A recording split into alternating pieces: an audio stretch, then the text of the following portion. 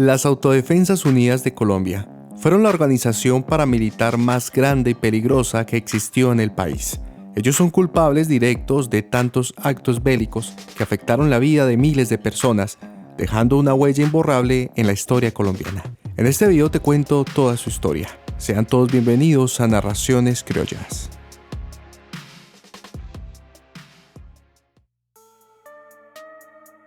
Los inicios de las Autodefensas Unidas de Colombia se remontan a finales de los años 70, y hablo del grupo liderado por los hermanos Castaño, no de los inicios del paramilitarismo en sí, el cual tiene un origen mucho más antiguo del que voy a hablar. Presuntamente el cuarto frente de la guerrilla de las FARC secuestró y asesinó al padre de los Castaño, a pesar de que Fidel había pagado casi la mitad del dinero exigido por los insurgentes. Esto y el pensamiento anticomunista de Fidel generó que decidiera formar un grupo que combatiera las guerrillas de izquierda, que a su vez tenían azotados a diferentes hacendados y ganaderos de dicha región. A este grupo se le conoció inicialmente como Muerte a Revolucionarios del Nordeste, aunque tiempo después les llamaban los tangueros, por una propiedad que tenía Fidel llamada Las Tangas, lugar en el cual entrenaba a sus hombres. Fidel Castaño posteriormente perdería la vida en el 94, generando que Carlos se hiciera cargo de la organización que para ese entonces era conocida como Autodefensas Campesinas de Córdoba y Urabá, contando con varios hombres a su mando y teniendo presencia en diferentes regiones del país. Por ese entonces, en otros lugares como Puerto Boyacá, se estaban fortaleciendo grupos paramilitares como las Autodefensas del lugar ya mencionado y las Autodefensas Campesinas del Magdalena Medio, dirigidas por Ramón Izaza. Dicho grupo ya contaba en su haber con diferentes delitos como narcotráfico, secuestro, tortura y expropiación de tierras.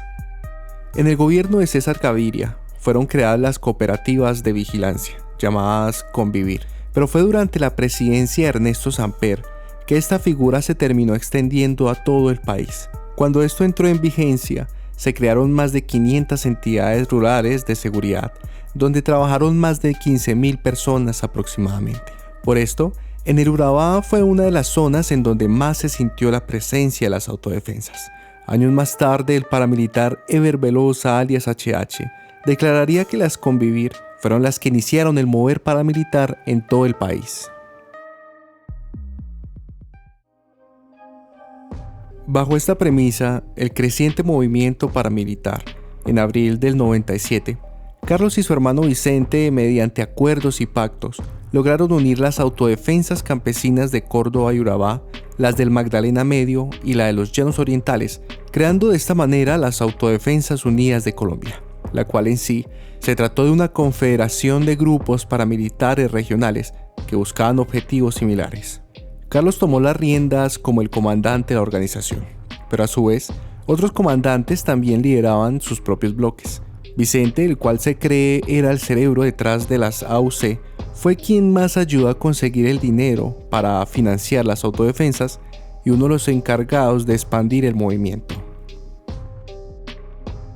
Las AUC eran patrocinadas por terratenientes, ganaderos, hacendados y narcotraficantes de las regiones que operaban debido a las amenazas y extorsiones de la guerrilla, aunque diferentes empresarios y hombres adinerados les otorgaban dicho patrocinio. Más del 70% de los ingresos de la organización provenían del narcotráfico.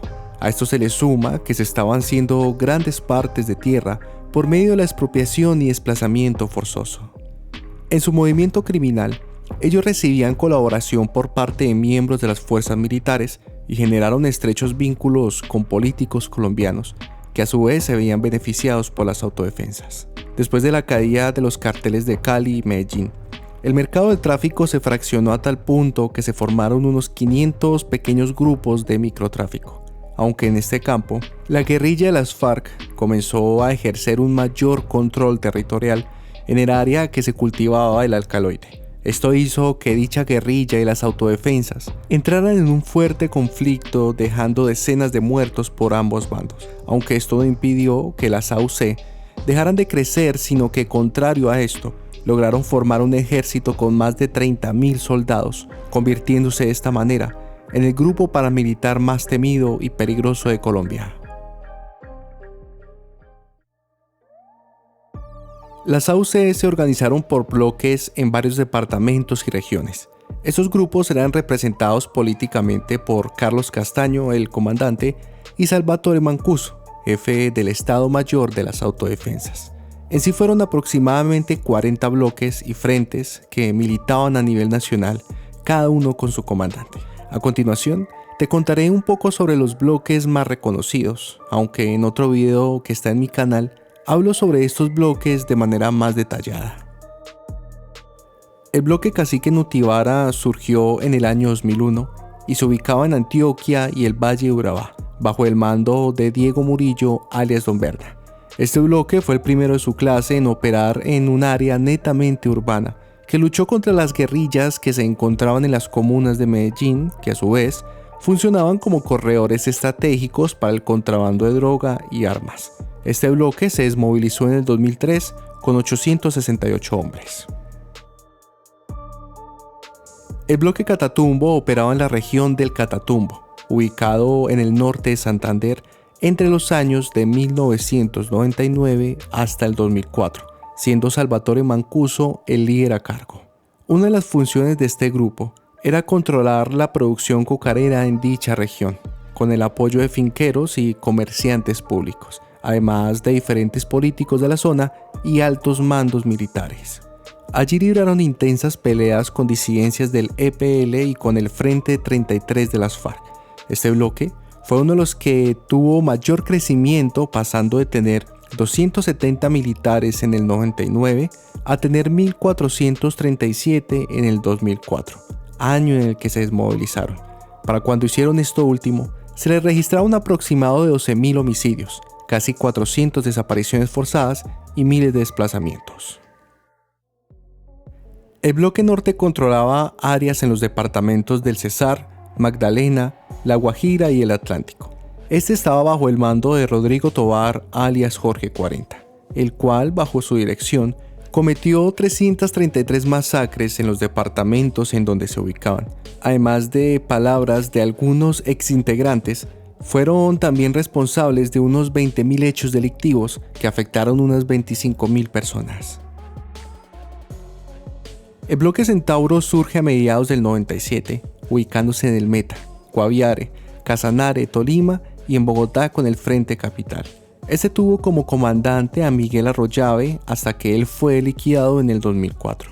En dicho bloque se levantaron figuras como Daniel Rendón Herrera, alias Don Mario, y también a Dairo Antonio Úsuga, alias Otoniel, posterior líder del Clan del Golfo. En las negociaciones con el gobierno, este bloque se declaró como disidencia, generando otros bloques paramilitares. El bloque Metro operaba en el nordeste antioqueño y era comandado por Carlos García, alias Doble Cero.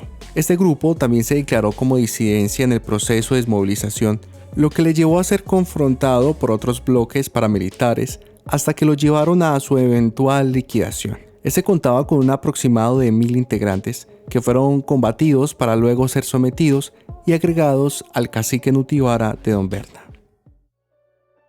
El bloque bananero operaba en la región de Urabá con 452 hombres al mando de Eber Velosa, alias HH, aunque después de un atentado por parte de las FARC, Velosa huyó, generando que el bloque fuera manejado por Freddy Rendón, alias el Alemán, hermano de Daniel Rendón, alias Don Mario. Este bloque está sindicado por dejar un aproximado de 1.130 víctimas y unos 564 hechos de violencia, y se sabía que era financiado por empresas bananeras tales como Chiquita Brands y por los ganaderos del sector. El bloque Calima nace en julio del 99, operando en los departamentos del Cauca, Valle del Cauca y el Quindío. Este fue liderado por alias HH, por José Pérez alias Sancocho como comandante urbano y por Elkin Casarrubia Posada alias El Cura como comandante militar. Según el Centro Nacional de Memoria Histórica, este bloque fue responsable de 119 masacres entre 1999 y el 2004 y de 3.400 hechos de desplazamiento forzado individual y colectivo. El bloque Central Bolívar fue uno de los más grandes y poderosos de las AUC. Su comandancia estaba dividida entre Javier Montañez, alias Macaco, Julián Bolívar y Ernesto Báez como vociferante político. Este grupo nació entre la unión de los paramilitares del sur del Bolívar, Santander, Puerto Berrío y el Bajo Cauca. Ellos se desmovilizarían en enero del 2006, teniendo 7.603 hombres en sus filas. A este bloque se le señala como uno de los que más daño hicieron por parte de las autodefensas, generando un aproximado de 14.000 víctimas.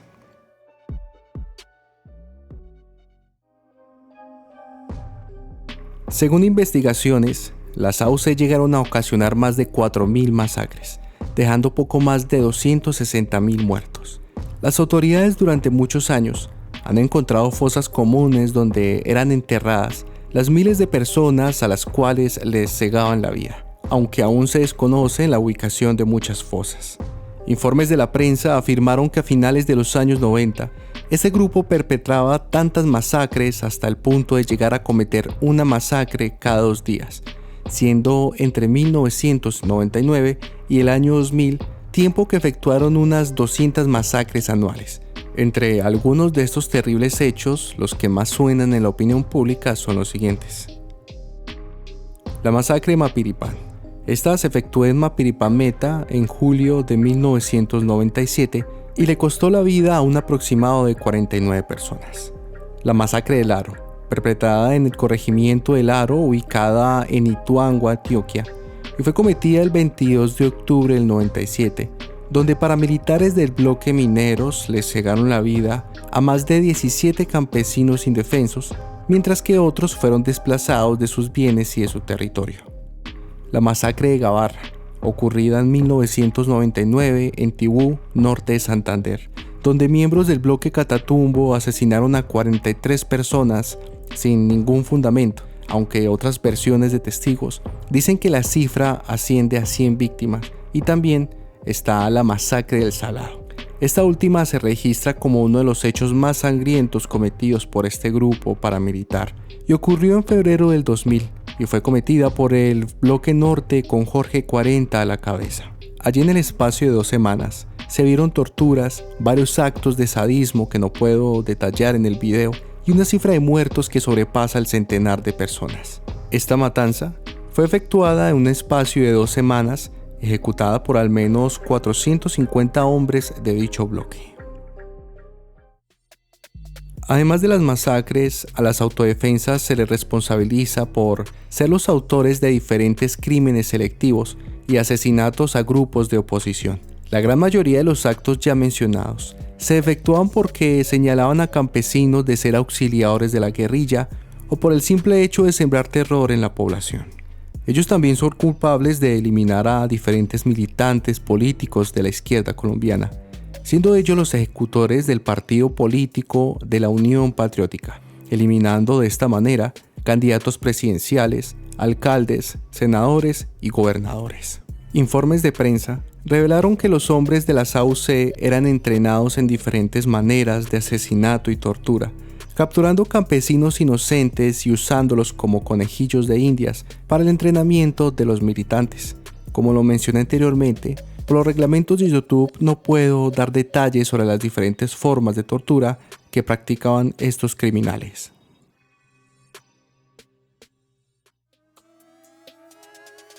En el año 2003, en el gobierno del presidente Álvaro Uribe Vélez, se generó una negociación con las AUC para su desmovilización. Esta era liderada por Salvatore Mancuso, en la cual las autodefensas aceptaron un armisticio como requisito de negociación, aunque un año después, en el 2004, fue eliminado Carlos Castaño presuntamente por su hermano Vicente. Esto no se presentó como un traspié y pese a ello, las negociaciones continuaron su rumbo principal, tomando como escenario la vereda Santa Fe de Ralito en el municipio de Tierra Alta, Córdoba. A dicho acto se le conocería como las conversaciones de Ralito. El gobierno de Uribe, en el 2005, impulsó una ley en el Congreso conocida como Ley de Justicia y Paz. Si bien esta ley fue aprobada, la Corte Constitucional la modificó alegando que los paramilitares desmovilizados tenían que confesar todos sus delitos o si no perderían todas las garantías y beneficios que otorgaba esta ley. Las desmovilizaciones iniciaron el 25 de noviembre del 2003 con el cacique Nutibara y terminaron el 15 de agosto del 2006 con el bloque Elmer Cárdenas. En ese espacio de tiempo, se desmovilizaron 30.150 integrantes de este grupo armado y sus jefes principales fueron recluidos principalmente en el Centro Penitenciario de La Paz en Itagüí, Antioquia. Este proceso fue uno de los más criticados y a los que, con el tiempo, se le generó una fuerte oposición, acusando al Estado de no tener una voluntad real de juzgar y desmantelar este grupo paramilitar, afirmando que dicho pacto solo era una apología al delito y al paramilitarismo, ya que aun cuando se generó la desmovilización, las masacres y los desplazamientos aún eran visibles por grupos que continuaron operando. Posteriormente se conocieron documentos y grabaciones en donde se llegó a afirmar que los altos mandos de la SAUC continuaron operando desde la cárcel. Por este motivo, en el 2008, acusándolos de incumplir la ley y las negociaciones, el gobierno extraditó a 13 jefes paramilitares hacia los Estados Unidos, aunque varias asociaciones de víctimas dijeron estar en contra de esta medida porque allá en Norteamérica solo se les juzgaría por el delito de narcotráfico y las víctimas no podrían acceder a la verdad y reparación. Dentro de la extradición se encontraban alias Macaco, Don Berna, Salvatore Mancuso, Jorge 40 y entre otros líderes. Después de la desmovilización de la SAUC, salieron a la luz acusaciones y evidencias en Colombia de que altos mandos, miembros de las fuerzas policiales, militares y políticas tuvieron estrechos vínculos con este grupo paramilitar. La influencia de este grupo llegó a algunas organizaciones estatales como el DAS y miembros del gobierno de Álvaro Uribe se vieron implicados en la infiltración paramilitar como aliados políticos y funcionarios que servían a dicho organismo. A todo este tema se le conoció como parapolítica y fueron muchas grabaciones, documentos y testimonios de desmovilizados los que acreditaron el vínculo político con los paramilitares. Aunque algunos implicados sí pagaron cárcel, otros por su poder salieron bien librados del tema. Las SAUC fueron el grupo armado al margen de la ley que más han dejado víctimas en Colombia. Si bien las guerrillas como las FARC, el ELN y el M-19 cometieron actos despreciables para con el país, según diferentes estadísticas de investigadores inmersos en el tema, muestran que los actos bélicos cometidos por el paramilitarismo en el tiempo que existieron superan con creces a cualquier otro organismo criminal. Espero que te haya gustado el video. Recuerda dejarme tu like y tu comentario. Esto fue Narraciones Criollas.